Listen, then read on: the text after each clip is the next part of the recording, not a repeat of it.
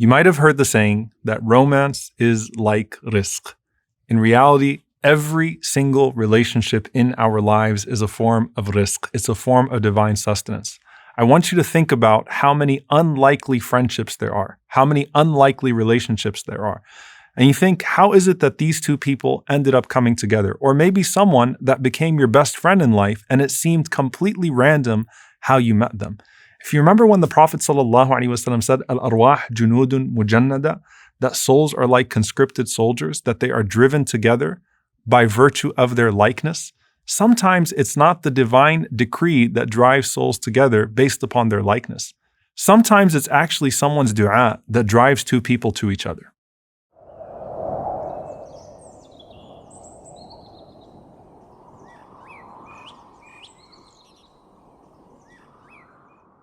The Prophet ﷺ said about our mother Khadija radiyallahu ta'ala anha, وَإِنِّي قَدْ رُزِقْتُ حُبَّهَا, that verily I was sustained by her love. Her love was a form of rizq for me. I want you to think about this. Allah subhanahu wa ta'ala says to the Prophet ﷺ, أَلَمْ يَجِدْكَ يَتِيمًا فَآوَى وَوَجَدَكَ ضَالًا فَهَدَى وَوَجَدَكَ عَائِلًا فَأَغْنَى. He mentions that he enriched the Prophet ﷺ through Khadija radiyallahu ta'ala anha. And this isn't just talking about the position of the Prophet ﷺ after marrying someone like Khadija radiyallahu anha. I want you to think about what Allah inspired in Khadija radiyallahu ta'ala anha before the Prophet ﷺ even received revelation, to where she saw something in him before other people would see in the Prophet ﷺ what they would see in him. She saw in him, alayhi salatu wasalam, despite the societal gap, the best human being to ever walk the face of the earth. That's something that's divine, and that's something that Allah subhanahu wa ta'ala truly descends as rizq. And again, it's not just marriage. SubhanAllah, there's a very beautiful narration from Alqamah, rahimahullah. He says that قَدِمْتُ الشَّامِ فَصَلَّيْتُ رَكَعَتَيْن, that one day I went to Syria and I entered into the masjid and I prayed 2 rak'ahs. ثُمَّ قُلْتُ, and then I said, so listen to the dua, Allahumma rzuqni jalisan salihah. Oh Allah, grant me a righteous companion. So this is actually a dua. Allahumma rzuqni jalisan salihah. Oh Allah, grant me a righteous companion. So he said, فَأَتَيْتُ قَوْمًا فَجَلَسْتُ إِلَيْهِمْ. So I came to a group of people in the masjid and I sat with them. And he said, فَإِذَا شَيْخٌ قَدْ جَاءَ حَتَّى جَلَسَ إِلَى جَنْبِي. And then he said, suddenly an old man came and he sat right next to me.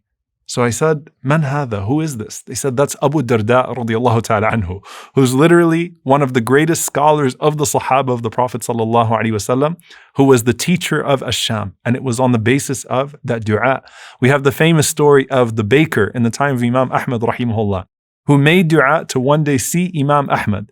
And Imam Ahmad rahimahullah gets kicked out of a masjid and dragged by his feet until he enters into the bakery in front of that man on the basis of that man's dua.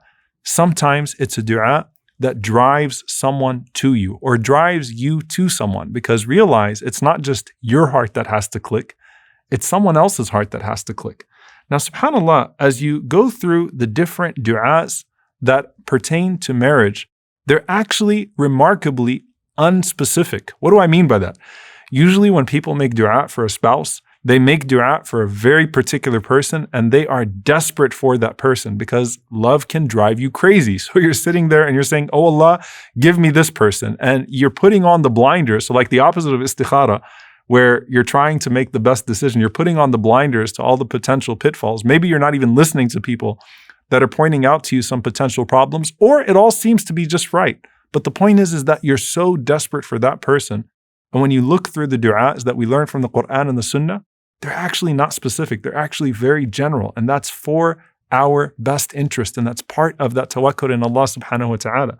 And so of the greatest du'as for marriage is the one that we actually learned from Musa alayhi salam, where Musa alayhi salam is in Madian. And Musa alayhi salam has just escaped Egypt after a horrible mistake that he committed. And he is completely alone, abandoned, a fugitive, and has no idea what his next step in life is. And he does this small good deed, and then he rests under a tree, and he makes this famous dua to Allah subhanahu wa ta'ala, قَالَ رَبِّ إِنِّي لِمَا أَنزَلْتَ إِلَيَّ مِنْ خَيْرٍ فَقِيرٍ. He said, oh my Lord, indeed I am for any good that you bestow upon me, very needy. Ya Allah, I need you. And he doesn't say what he needs from Allah subhanahu wa ta'ala, because the list is actually pretty long there. Safety, food. The last thing he's probably thinking about is a spouse, but that's actually the point. He just says, Ya Allah, I need any good that you're going to bestow upon me, and I am in a state of faqr. I am in a state of complete vulnerability to you. The scholars say, first and foremost, Musa alayhi salam employs what is known as wasful hal, how you describe your state. And he says, I am always in need of you. So I am faqir, whether I am in the palace of Fir'aun or whether I am lost under a tree in Madian, I am always in need of you, O Allah. And the scholars mention here, as Imam Sa'di rahimahullah says, وَالسُّؤَالِ بِالْحَالِ أَبْلَغُ مِنَ السُّؤَالِ بِلِسَانِ الْمَقَالِ. Sometimes to ask Allah subhanahu wa ta'ala by presenting your difficult situation is even better than asking Allah subhanahu wa ta'ala directly with speech. It's just, Ya Allah, here I am. Now, last time we spoke about how you shouldn't say, I'm unworthy. There's a difference between saying I'm unworthy or I'm from the wretched and I have absolutely no right to ask you, O Allah, and saying, Ya Allah, I'm in need of you. Ya Allah, I'm always in need of you. And presenting your brokenness to Allah subhanahu wa ta'ala. So long as you're not suggesting when you present that brokenness to Allah subhanahu wa ta'ala that you're irredeemable. So Musa alayhi salam simply says, O Allah, I am for any good that you are going to descend upon me, constantly needy, whatever it is. And I could list out what those are, O Allah, but I'm just leaving that to you. And at that point, Allah subhanahu wa ta'ala inspires in his future father-in-law. And this is what Imam bin Ashur rahimahullah says, أَلْهَمَ شُعَيْبًا أَنْ يُرْسِلَ وَرَاءَهُ. That Allah subhanahu wa ta'ala inspired Shu'aib to send his daughter to him. And that's why the ayah says, فَجَاءَتْهُ إِحْدَاهُمَا, that one of the two women came to him. The letter fa here indicates that it was a result of his dua. So if you could see the dua in working, Musa Islam calling out to Allah subhanahu wa ta'ala with a general dua that I'm needy and whatever it is that you're going to send me, I'm going to be pleased with. I need it from you, O Allah. And then suddenly the inspiration coming to the family of Shu'aib, and then this woman being sent towards Musa alayhi salam, and then finally Musa alayhi salam finding out of that miserable situation a beautiful marriage. This is all part of the decree of Allah subhanahu wa ta'ala. And so truly here, of the best du'as to ask Allah subhanahu wa ta'ala for a spouse is then this du'a, Rabbi inni lima anzalta ilayya min khayrin faqir. My Lord, indeed I am for any good that you bestow on me, very needy. And by the way, there's also a sign here that you don't actually have to know what khair, what good you're asking from Allah subhanahu wa ta'ala. You just have to know that you are delegating it to Allah subhanahu wa ta'ala. You don't even have to know what the way out is. You just have to know that Allah subhanahu wa ta'ala is capable of giving you a way out, and then trust Him to do so. And so sometimes we don't even know what we're specifically asking for, but we trust Allah subhanahu wa ta'ala with that ask. And so you have Khadija being driven to the Prophet sallallahu alaihi wasallam. You have Abu Darda radiallahu ta'ala anhu being driven to Alqamah. You have Shu'aib and his family being driven to Musa alayhi salam. These du'as that are being made for a good spouse, for a good companion. What about the du'a of someone who is divorced or widowed? This is where we look to Salama radiallahu ta'ala anha, who when her husband Abu Salama radiallahu anhu passed away, and he was one of the best companions of the Prophet sallallahu alaihi wasallam. Truly a remarkable man, an amazing human being. And Salama radiallahu anha thought to herself, how could I possibly have something or someone better than him? And the Prophet sallallahu alaihi wasallam teaches her the dua, Allahumma ajirni fi musibati wa khuluf li khayran minha. Oh Allah, compensate me in regards to my tragedy and give me something better than that which was taken away. And when Salama radiallahu anha is making this dua, she doesn't realize what the khair could be, what it could possibly be that Allah subhanahu wa ta'ala would give her in place of Abu Salama. Is it Jannah? That would be khair. But in her situation, she said, Allah subhanahu wa ta'ala gave me the Prophet sallallahu alaihi wasallam. She never even thought that that was a possibility.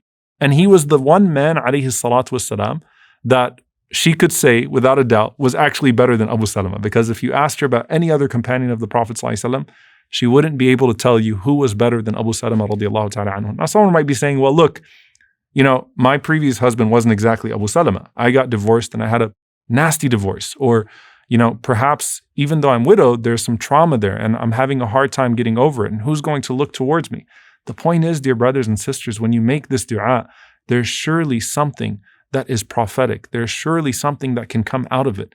And just like with every other dua we've covered so far, you're saying, let the khair be in the hereafter or the dunya, and privileging the hereafter to the dunya, but knowing that Allah subhanahu wa ta'ala can give you both if that's best for you. So this is the dua for the single person in regards to Musa alayhi salam, the dua for one who is divorced or widowed in the case of Salama radiallahu ta'ala anha. And then finally, the dua that is comprehensive in this regard, رَبَّنَا هَبْ لَنَا مِنْ أَزْوَاجِنَا وَذُرِّيَّاتِنَا قُرَّةَ أَعْيُنٍ وَجَعَلْنَا لِلْمُتَّقِينَ إِمَامًا. O Allah, grant us from our spouses and children the coolness of our eyes, and make us imams, make us leaders for the pious. In this dua, it's important to mention that this is not just a dua that you make after you get married. This is a dua that you make, period. And it has to match up with your actual priority in regards to who you choose as a spouse. So you can't say, let us have in our spouses and our children the coolness of our eyes and people that are religious and people that are practicing, but then not really have that represented in your criteria for marriage. So that's one group of people, right? Like, let me make this dua, رَبَّنَا هَبْ لَنَا مِنْ أَزْوَاجِنَا وَذُرِّيَّاتِنَا قُرَّةَ أَعْيُنٍ, but you're not choosing people on the basis of the criteria of your dua.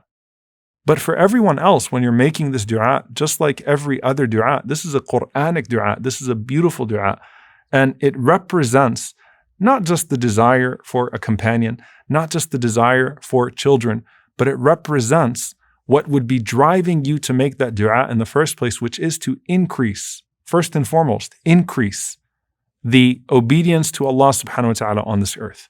Because the coolness of your eyes in marriage and the coolness of your eyes in your children should be to see people that are in the worship of Allah subhanahu wa ta'ala, then certainly to benefit from their companionship as well. But you keep on making that dua, whether you're married or you are not married, and certainly Allah subhanahu wa ta'ala will continue to bestow upon you as a result of it what you were seeking from that dua in the first place. But you don't have to be specific to have that blessed sustenance from Allah subhanahu wa ta'ala. Allah azza wa jal knows what and who is actually best for you in this life and in the hereafter.